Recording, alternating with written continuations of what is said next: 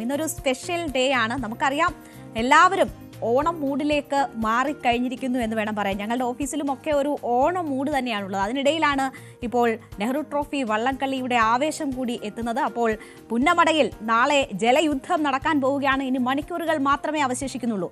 ആ ആവേശം, നെഹ്റു ട്രോഫിയുടെ എല്ലാ ആവേശവും പ്രേക്ഷകരിലേക്ക് എത്തിക്കാൻ ഞങ്ങളൊരു ടീമിനെ തന്നെ അവിടേക്ക് അയച്ചിട്ടുണ്ട്. അവിടെ മുന്നിൽ നിന്ന് നയിക്കുന്നത് ഞങ്ങളുടെ ആലപ്പുഴ പ്രതിനിധി ശരണ്യ സ്നേഹിതനാണ്. ഒപ്പം ഞങ്ങളുടെ എൽദോ പോൾ പുതുശ്ശേരിയും ശ്രീജ ശ്യാമും ബി വിനോദും കൂടി അവിടേക്ക് എത്തുമ്പോൾ പ്രേക്ഷകർക്ക് അതിന്റെ ആവേശം അതുപോലെ തന്നെ ഉൾക്കൊള്ളാൻ കഴിയും. എന്തായാലും ഇന്ന് നമ്മൾ പോകുന്നത് ഒരു സ്പെഷ്യൽ ഷോയിലേക്കാണ്. കായംകുളത്ത് എല്ലാം സെറ്റാണ്. പുന്നമടയിലെ ഓളപ്പരപ്പിലൂടെ അതിന്റെ വിശേഷങ്ങളൊക്കെ പങ്കുവയ്ക്കാൻ ഞങ്ങളുടെ പ്രതിനിധികൾ തയ്യാറായിരിക്കുന്നു. അവിടെ നിന്നുള്ള പ്രത്യേക ഷോയിലേക്ക്.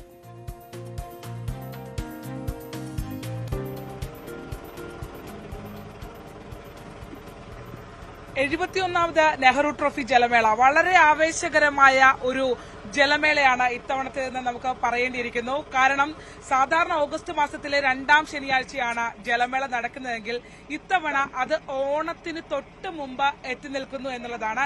എന്തായാലും ഞാൻ ആലപ്പുഴയിൽ അതിഥികളെ സ്വീകരിക്കാനായി എത്തിയിരുന്നു. രാവിലെ തന്നെ എൽദോ പോൾ പുതുശ്ശേരിയും ഒപ്പം തന്നെ ശ്രീജ ശ്യാമും ബി വിനോദും ഒപ്പം ക്യാമറ ടീമിൽ നിന്നും ഉള്ള സംഘങ്ങൾ ഉൾപ്പെടെ എല്ലാവരും വന്നു എന്നുള്ളതാണ്. എന്നാലും ഞങ്ങൾ എൻജോയ് ചെയ്ത് തന്നെയാണ് ഈ ഷോ മുന്നോട്ട് കൊണ്ടുപോകുന്നത്. ന്യൂസ് 18 പ്രേക്ഷകർക്കായി വള്ളംകളിയുടെ ഓരോ നിമിഷങ്ങളും അതിന്റെ ത്രില്ല് ഒട്ടും ചോരാതെ തന്നെ നമ്മൾ പ്രേക്ഷകരിലേക്ക് എത്തിക്കുമെന്ന ആദ്യമേ തന്നെ അറിയിക്കുകയാണ്. ഇപ്പോൾ ഉള്ളത് ഫിനിഷിംഗ് പോയിന്റിലേക്കാണ്.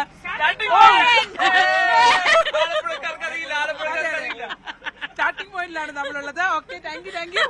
അപ്പോ കുറ്റമറ്റതായ ഒരു സ്റ്റാർട്ടിംഗ് ലൈനാണ് ഇത്തവണ ഒരുക്കിയിരിക്കുന്നത്. കാരണം നമുക്കറിയാം കഴിഞ്ഞ തവണ ഒരു മൈക്രോ സെക്കൻഡിന് വ്യത്യാസത്തിൽ, അതായത് നമ്മൾ കണ്ണുകൊണ്ട് നോക്കിയാൽ എല്ലാ വള്ളവും ഒരുമിച്ച് ഫിനിഷ് ചെയ്തെന്ന് തോന്നിപ്പോകുന്ന അത്ര ആവേശകരമായ ഒരു മത്സരമായിരുന്നു കഴിഞ്ഞ തവണ ഉണ്ടായിരുന്നത്. എന്നാൽ ഇത്തവണ അത് കുറച്ചുകൂടി ഷാർപ്പാക്കണം, ഒരു പരാതിയും പാടില്ല എന്ന് പറഞ്ഞുകൊണ്ട് സ്റ്റാർട്ടിംഗ് ലൈൻ ഗംഭീരമാക്കി മാറ്റിയിട്ടുണ്ട്.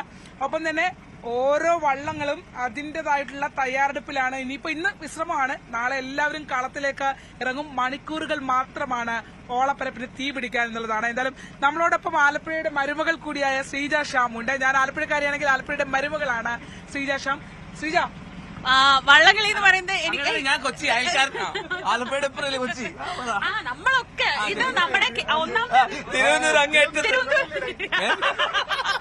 കേരളത്തിന്റെ മുഴുവൻ ആഘോഷമാണ് വള്ളംകളി. ഒരുപക്ഷെ ഇത് തുടക്കത്തിലൊക്കെ നമ്മൾ ആലപ്പുഴയുടെ ഒരു സ്പോട്ട് എന്ന അല്ലെങ്കിൽ കുട്ടനാട്ടുകാരുടെ സ്പോട്ട് എന്നാണ് കരുതിയിരുന്നെങ്കിൽ കാലങ്ങൾ പോകവേ ഇപ്പൊ വള്ളംകളിയെ ലോകമെമ്പാടുമുള്ള ആരാധകർ ഏറ്റെടുത്തിരിക്കുന്നതാണ് നമ്മൾ കാണുന്നത്. 71ാമത് വള്ളംകളിയിലേക്ക് എത്തുമ്പോൾ 21 ചുണ്ടൻ വള്ളങ്ങളാണ് നാളത്തെ ദിവസം ഈ ട്രാക്കിനെ തീ പിടിപ്പിച്ചുകൊണ്ട് ഇവിടെ കടന്നു പോവുക. ഇന്നത്തെ ദിവസം ഞങ്ങൾ ഫുൾ സ്പെൻഡ് ചെയ്തത് പല ക്യാമ്പുകളിലായി, പല വള്ളങ്ങളുടെയും ഒരുക്കങ്ങൾ, അവരുടെ സ്ട്രാറ്റജി തയ്യാറാക്കുന്ന ദിവസം. ഇല്ല ഒന്നും പറയില്ല, ഇത് നമ്മുടെ രഹസ്യമാണ് സ്ട്രാറ്റജി. പരീക്ഷയ്ക്ക് തുണ്ട് വെച്ച് ജയിച്ച ടീമുകളാണ്. ഐഡിയ പറയലെന്ന്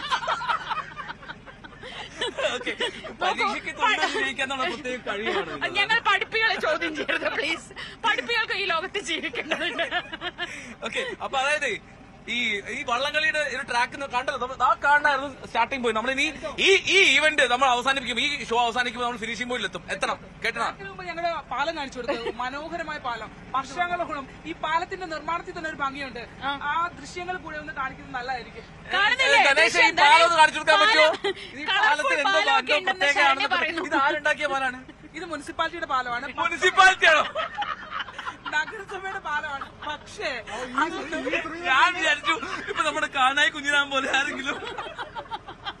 അങ്ങനെയല്ല, ഇത് ആലപ്പുഴ നഗരസഭയുടെ പാലമാണ്. പക്ഷെ വർഷങ്ങളായിട്ട്, അതായത് തൊട്ടടുത്ത് സായിയുടെ സ്പോർട്സ് കേന്ദ്രം ഉൾപ്പെടെ ഉണ്ട്, പക്ഷെ വർഷങ്ങളായിട്ട് ഇവിടെ ഒരു പാലം ഇല്ലായിരുന്നു. പക്ഷെ പാലം വന്നപ്പോ അതിഗംഭീരമായൊരു പാലം. സായിയുടെ സായികുമാറാണോ? സ്പോർട്സിനെ കുറിച്ച് ഒരു തുള്ളി പോലും വിവരമില്ലാത്ത ഒരാളാണ് ഇപ്പോ ജലമേള റിപ്പോർട്ട് ചെയ്യാൻ വന്നിരിക്കുന്നുള്ള. അതായത് സ്റ്റാർട്ടിംഗ് പോയിന്റ് കണ്ടപ്പോ ഫിനിഷിംഗ് പോയിന്റ് എന്നാണ് പറഞ്ഞത്. ഞാൻ ഈ സംസാരിച്ച് തുടങ്ങാൻ നേരത്ത് ഞാൻ വിചാരിച്ചു ഈ നാട്ടിൽ ജനിച്ചു വളർന്ന ഒരു യുവതിയാണ്, ഈ നാട്ടിന്റെ എല്ലാ സംസ്കാരവും ചോദിച്ച് മനസ്സിലാക്കുക. അപ്പൊ പറയല്ലേ ഞാൻ ഫിലാഡൽഫിയ എന്നാണ് ജനിച്ച. അല്ലാതെ ഒരു അമളി ആർക്കും പറ്റും അല്ലേ? അപ്പൊ നമ്മൾ തുടക്കത്തിൽ ഗണപതിക്ക് വെച്ച് നമ്മളങ്ങ് തുടങ്ങിയ ആലപ്പുഴക്കാരെ ക്ഷമിക്കുമെന്ന് ഞാൻ വിചാരിക്കുന്നു.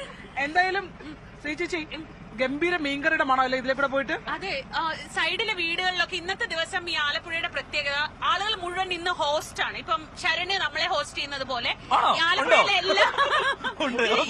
ഇല്ല വന്നപ്പോ വിളിക്കാൻ വന്നില്ല, അതാ ഉദ്ദേശിച്ചത്. എല്ലാ വീടുകളിലും ഇന്ന് അതിഥികളെ കാത്തിരിക്കും. കാരണം ഓരോ വീടുകളിലും ഇന്ന് അതിഥികൾ വന്ന് നിൽക്കും. അവർക്ക് നാളെ വള്ളംകളി നല്ല ഭംഗിയായി കാണാൻ വേണ്ട എല്ലാ ഒരുക്കങ്ങളും നാളെ ഉണ്ടല്ലോ. ഈ രണ്ട് കരകളും നമ്മൾക്ക് കാണാം, ഈ രണ്ട് സൈഡിലും മുഴുവൻ ആളുകളായിരിക്കും. തെങ്ങിന്റെ മുകളിൽ ഉൾപ്പെടെ ആൾക്കാർ കയറും. കാരണം എന്താ, 1500 രൂപ ടിക്കറ്റ്. അത് അഫോർഡ് ചെയ്യാൻ പറ്റാത്ത തെങ്ങിന്റെ മുകളിൽ എഴുതുമായിരിക്കും കള്ളടുക്കായി. തെങ്ങിന്റെ മുകളിൽ എനിക്കറിയാമെങ്കിൽ ഞാൻ നിങ്ങളോട് പണിയെടുക്കുമായിരുന്നു. തെങ്ങിന്റെ മുകളിലാണ് പ്രമോയില് ഇരിക്കുന്നത്. അപ്പൊ നമ്മളെ സീരിയസ് ആയിട്ട് പോവാണ്. ഈ കാണുന്നതാണ് സ്റ്റാർട്ടിംഗ് പോയിന്റ്. ഇവിടെ നിന്ന് 1150 മീറ്റർ, 1 കിലോമീറ്ററും 150 മീറ്ററും നീളം വരുന്നതാണ് പുന്നമടയിലെ നെട്ടായം. ആ നെട്ടായത്ത് 21 ചുണ്ടൻ വള്ളങ്ങൾ നാളെ മത്സരിക്കാൻ ഇറങ്ങുമ്പോൾ തീ പിടിപ്പിക്കുന്ന പോരാട്ടം. ഒരു സംശയം വേണ്ട, 8 വള്ളങ്ങൾ ഒന്നാമതെത്താൻ വേണ്ടി മാത്രമാണ് ആ 21-ലെ 8 വള്ളങ്ങൾ ഇറങ്ങുന്നത്. അതിൽ തന്നെ ചില റെക്കോർഡുകൾ തിരുത്തുമോ പുതുതായി വരുമോ എന്നതാണ് ഈ മത്സരത്തിന്റെ ഏറ്റവും വലിയ ആവേശം. 1150 മീറ്ററിലെ നെട്ടായത്തെ കീറിമുറിച്ച് ചുണ്ടൻ വള്ളങ്ങൾ പായുമ്പോൾ ഫൈനൽ ലാപ്പിൽ 4 വള്ളങ്ങൾ. ആ 4 വള്ളങ്ങൾ ആരൊക്കെ എന്നുള്ളത് ആൻസൈറ്റി. അതൊരു പക്ഷേ ഈ ആലപ്പുഴക്കാരുടെ ഉറക്കം കെടുത്തും. ശ്രീജ പറയട്ടെ, കഴിഞ്ഞ പ്രാവശ്യം ആർക്കായിരുന്നു? കഴിഞ്ഞ വർഷം പള്ളാത്തുരുത്തി ബോട്ട് ക്ലബ്ബ് തുഴഞ്ഞ കാരിച്ചാൽ ചുണ്ടനായിരുന്നു ക്ലബ്ബ് ആയിരുന്നു. അതിന് മുമ്പ് അതിന്റെ മുൻപ് ഏത് പള്ളാത്തുരുത്തി തന്നെയായിരുന്നു. അതിനു മുന്നേ പള്ളാത്തുരുത്തിയായിരുന്നു. എത്ര തവണ? ഇത് 6ാം തവണയാണ്. ഡബിൾ ഹാട്രിക് എന്ന ലക്ഷ്യമാണ് പള്ളാത്തുരുത്തിക്ക് മുന്നിലുള്ളത്. നമ്മളിപ്പോ കടന്നു പോകുന്ന സ്ഥലമൊക്കെ പള്ളാത്തുരുത്തിയുടെ ശക്തമായ മേഖലയാണ്. ഇതിന്റെ കാര്യം എന്താ പറയട്ടെ, ഈ ശ്രീജ ശ്യാമിന്റെ ഭർത്താവും സംഘവുമാണ് ഈ നടുഭാഗത്തിന്റെ പ്രധാനപ്പെട്ട ആൾക്കാർ. ഈ ഇതിന്റെ എല്ലാ തവണയും തോറ്റു നിൽക്കുമ്പോ നടുഭാഗം ഉണ്ട്. അല്ല, ഞാൻ ഒരു കാര്യം പറയട്ടെ, നിങ്ങൾക്കൊന്നും അറിയാത്തൊരു കഥ പറയാം. ഈ നടുഭാഗം ചുണ്ടൻ ഇതുപോലെ നിങ്ങളെ പോലെ ആളുകളൊക്കെ പറയുമല്ലോ, എന്റെ ഭർത്താവാണ് നടുഭാഗത്തിനോട് വളരെ സ്നേഹമാണെന്നൊക്കെ പറയും.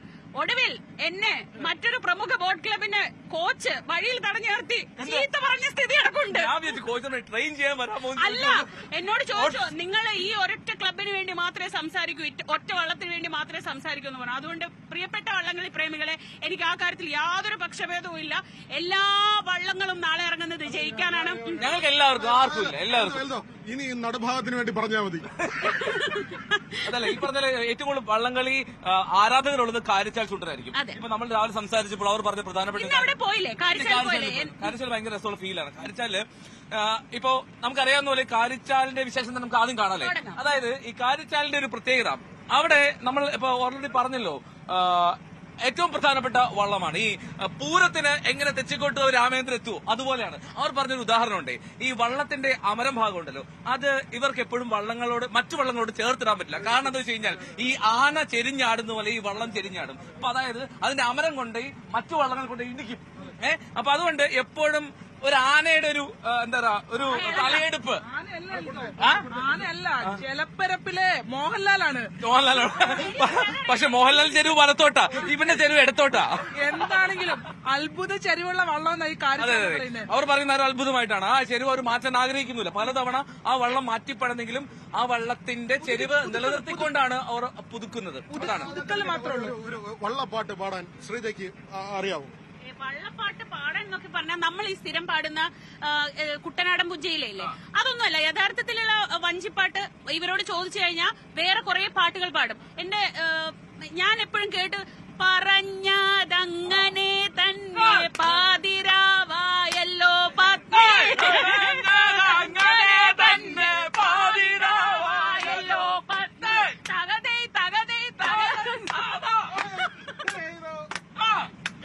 തെറ്റിച്ച് പാടിയ വള്ളംകളി പ്രേമികൾ പിണങ്ങും. അതുകൊണ്ട് ഞാൻ ഇത്രയും സൂക്ഷി പാടുക. കുട്ടനാടാണ്, അവര് വെള്ളത്തിലെറിയും.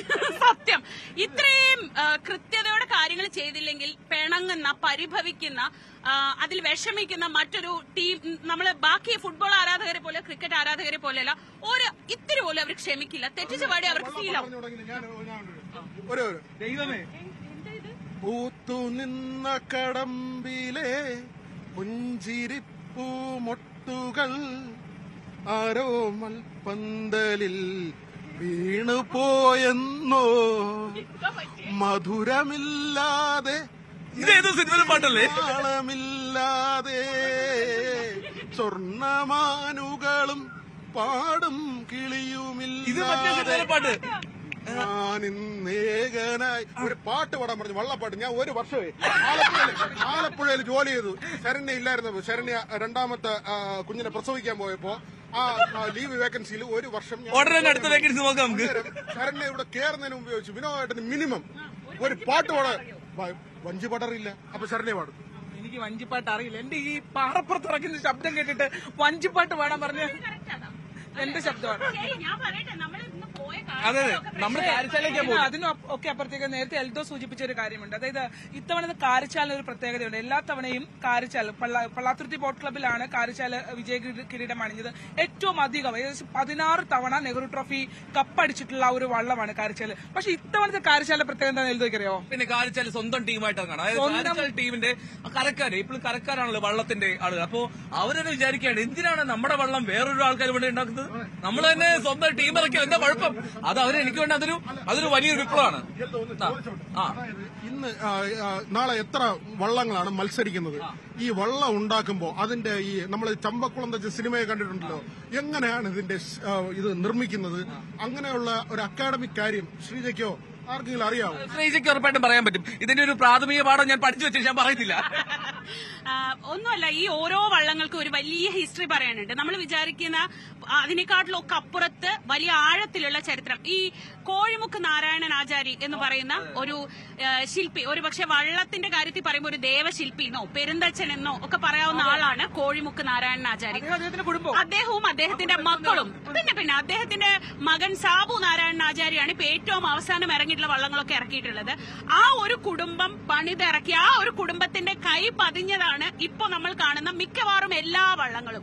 അങ്ങനെ ഒരു ഏറെ ഡെഡിക്കേഷൻ ആവശ്യമുള്ള ഒരു പ്രാർത്ഥനയോടെ ഒരു വലിയ കെട്ടിടം പണിതുയർത്തുന്നത് പോലെ ഒരു നാടിന്റെ മുഴുവൻ പ്രാർത്ഥന അതിലുണ്ടാവും. കാരണം ആദ്യത്തെ ആ മരം കൊണ്ടുവരുമ്പോ തൊട്ട് അവർ ഓരോരുത്തരും അതില് അവരുടെ പ്രാർത്ഥന, അവരുടെ സ്നേഹം, ആ നാടിന്റെ ആത്മാഭിമാനം ഇതെല്ലാം ചേർത്താണ് ആ വള്ളം പണിയുന്നത്. അല്ലാതെ ഒരു മരമോ ഒരു തടിയോ അല്ലാതെ അതിൽ അത്രയേറെ ഇഴുകി ചേർന്ന് കിടക്കുന്ന ആ നാടിന്റെ വികാരങ്ങളുണ്ട്. അതുകൊണ്ടാണ് ഈ കാരിച്ചാൽ ചുണ്ടൻ എന്ന് പറയുന്നത് കാരിച്ചാലുകളുടെ ഹൃദയം ഇടിപ്പാവുന്നത്, അല്ലെ? ഉറപ്പായിട്ടും വിനോദ് പറഞ്ഞ ഒരു കാര്യം ആഡ് ചെയ്തിട്ട്, അതായത് ഈ മകളെക്കാളും മരുമകളാണ് നല്ലത്. അല്ല, ഒരു കാര്യം ആഡ് ചെയ്തോട്ടെ. അതായത് ഈ ഒരു വള്ളം നിർമ്മിക്കുന്ന ഒരു ആചാര്യമാർന്നാണല്ലോ പറയാം. ശരി, വള്ളം നിർമ്മിക്കുന്നവരെ ആചാര്യമാർന്നാണല്ലോ പറയാം. അപ്പോ ഈ ഏറ്റവും പറഞ്ഞ സാബു ആചാരി ഇല്ലേ, സാബു ആചാരി ഇപ്പോൾ മലപ്പുറത്തും പൊന്നാനിന്നൊക്കെ ഒരുപാട് വള്ളങ്ങൾ ഇവിടെ നിർമ്മിച്ചിട്ട് കൊണ്ടുപോകുന്നുണ്ട്. ഇനി ഒരു വള്ളം നിർമ്മിക്കുന്നതിൽ ഏറ്റവും നെഞ്ചെടുപ്പുണ്ടാക്കുന്ന ഭാഗം എന്ന് പറഞ്ഞാൽ, നമുക്കിപ്പോ ഒരു സൈക്കിള് നിർമ്മിക്കുകയാണെങ്കിൽ അത് നമുക്ക് റൊട്ടേറ്റ് ചെയ്ത് അതിന് ബാലൻസിംഗ് ആണെന്ന് നോക്കാം. വള്ളം നീറ്റിലിറങ്ങുമ്പോഴാണ് അത് ബാലൻസിംഗ് ആണോ, അത് ബാലൻസ്ഡ് ആണോ എന്ന് അറിയുന്നത്. അതിന്റെ ഒരു ആ ഷേപ്പിൽ അത് കൃത്യമായി നിലനിൽക്കണമെങ്കിൽ അതിന് വല്ലാത്തൊരു കണക്കുകൂട്ടലും ഒപ്പം ഒരു ദൈവാധീനവും ഒക്കെ വേണം. അതാണ് പ്രധാനപ്പെട്ട കാര്യം. സൂചിപ്പിച്ചതുപോലെ തന്നെ ഈ കാരിച്ചാല വള്ളം ഇറങ്ങുന്ന ഒരു സമയത്ത് ഇതുപോലെ തന്നെ ഒരു സൈഡിലേക്ക് ഒരു ചരിവായിരുന്നു. പിന്നെ ഒരുപാട് വിശ്വാസങ്ങൾ ഇതിനോട് ഇടകലർന്ന് കിടക്കുന്നു എന്നുള്ളതാണ്. അതായത് കാരിച്ചാലുകാര് നമ്മൾ അവരോട് സംസാരിക്കുമ്പോൾ അവർ പറഞ്ഞൊരു കാര്യമുണ്ട്. അത് ഒത്തിരി പഴക്കമുള്ള വള്ളമാണ് കാരിച്ചാല്. അത് ഇതുവരെ പുതുക്കി പണിയിൽ മാത്രമേ ഉള്ളൂ, പുത്തൻ ചുണ്ടൻ അവർ ഇറക്കിയിട്ടില്ല എന്നുള്ളതാണ്. അപ്പോ ഈ കാരിച്ചാൽ വെള്ളം നീറ്റിലേക്ക് ഇറക്കുമ്പോൾ പമ്പയാറിനെ തൊട്ടപ്പോ ഒരു മത്സ്യം ചാടി ഈ വള്ളത്തിലേക്ക് വീണു എന്നുള്ളതാണ്. ഭയങ്കര ഐശ്വര്യമാണെന്നാണ് അവർ പറയുന്നത്. അതുകൊണ്ട് തന്നെ ആ വള്ളം മാറ്റാൻ അവർ സമ്മതിക്കില്ല. അതാണ് ആ വള്ളം. ഞാനൊരു കാര്യം പറയട്ടെ, ഇന്നത്തെ കാരിച്ചാലിൽ പോയ ആ കാഴ്ച കാണണം. ഒരു കാര്യം പറയാനുണ്ട്. ഈ കാരിച്ചാലിന് നേരത്തെ പറഞ്ഞൊരു കാര്യം, അത് അല്പം സങ്കടകരമാണ്. കാരണം 2 വർഷം മുമ്പ്, അത് 2023 ഈ കാരിച്ചാൽ ചുണ്ടൻ, എന്തുകൊണ്ടാണ് കാരിച്ചാൽ ടീം ഉണ്ടാവുമെന്ന് അറിയാമോ? കാരിച്ചാൽ ചുണ്ടൻ തുടങ്ങിയത് അന്ന് UBC ആണ്. UBC നന്നായി തുഴഞ്ഞു. പക്ഷേ അവരൊരു പരാതി പറഞ്ഞു, വള്ളത്തിന് ചില പ്രശ്നങ്ങളുണ്ടെന്ന്. വല്ലാത്തൊരു പരാതി പറഞ്ഞു. ആ പ്രശ്നത്തെ തുടർന്ന് കാരിച്ചാലുകാർക്ക് വല്ലാത്ത ഹൃദയവേദന ഉണ്ടായി. സാധാരണ രീതിയിൽ വലിയ തോതിൽ സ്വീകരണം കൊടുത്തൊക്കെ ഏറ്റുവാങ്ങുന്ന വള്ളത്തെ അവർ അല്പം വിഷമത്തോടുകൂടി ഏറ്റുവാങ്ങേണ്ടി വന്നു. ജലചക്രവർത്തി ആ തവണ ഒരുപക്ഷെ ഒരു ഏറ്റവും ഹൃദയപൂർവ്വം ഒരു മൊമെന്റ് ഉണ്ടായിരുന്നു. ഈ കാരിച്ചാലുകാര് ഈ കാരിച്ചാൽ വള്ളം തിരിച്ചുപോയി. സീസൺ മുഴുവനാക്കാതെ കാരിച്ചാൽ CBLന്റെ ഇടയ്ക്ക്, ചാമ്പ്യൻസ് ബോട്ട് ലീഗിന്റെ ഇടയ്ക്ക് തിരിച്ചുപോയി. ആ തിരിച്ചു ചെല്ലുമ്പോ ആ പാലമില്ലേ, ആ പാലത്തിന് മുകളിൽ നിന്ന് ആളുകൾ മുഴുവൻ, കാരിച്ചാൽ കരയിലെ മനുഷ്യന്മാർ അച്ഛനമ്മമാർ മുഴുവൻ പുറത്തിറങ്ങി വന്ന് അവരുടെ മകനെ തിരിച്ചു വിളിക്കുന്നത് പോലെ, തിരിച്ചു കൊണ്ടുവരാൻ വരുന്നത് പോലെ അവരൊക്കെ വന്ന് നിന്നൊരു സീനുണ്ട്. ഒരുപക്ഷെ നമ്മളൊന്നും മറക്കില്ല. ഈ വള്ളംകളി എന്നൊക്കെ പറയുന്നത് എങ്ങനെ ഇമോഷണൽ ആവുന്നതെന്ന് അന്ന് ഞാൻ വിഷ്വൽസിൽ കണ്ടിട്ടുണ്ട്. അപ്പൊ അത് ആ വിഷമം തീർക്കാൻ വേണ്ടി കാരിച്ചാലൊരു ഇത്തവണ ടീം ഇറക്കിയ കാരിച്ചാലെത്തുകയാണ്. 1970 ജനിച്ച ആ കുഞ്ഞിന് ഇപ്പോൾ 55 വയസ്സാണ്. 55ാമത്തെ വയസ്സിൽ ആ കുഞ്ഞ് ഇപ്പോൾ ജലോത്സവത്തിന്റെ ചക്രവർത്തിയാണെങ്കിൽ ആ ചക്രവർത്തി ഇറങ്ങുകയാണ് സ്വന്തം